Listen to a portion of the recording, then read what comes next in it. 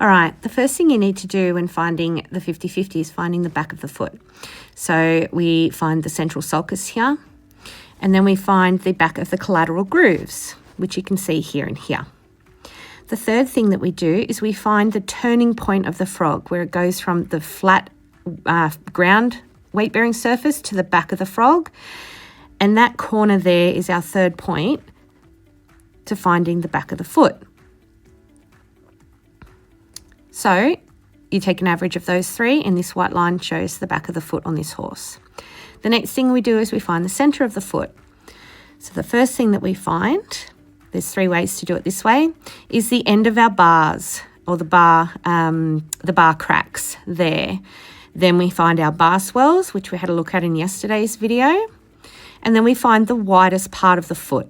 And that's what those lines there are marking out.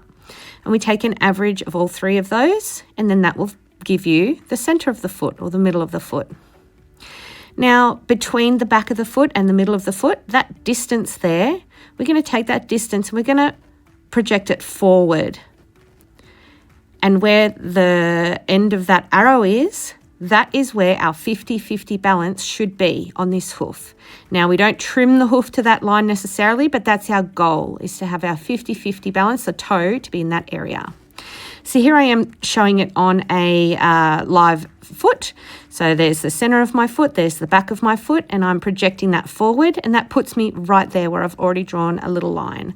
So here I am just putting that line on a little bit straighter. That's going to be your mark.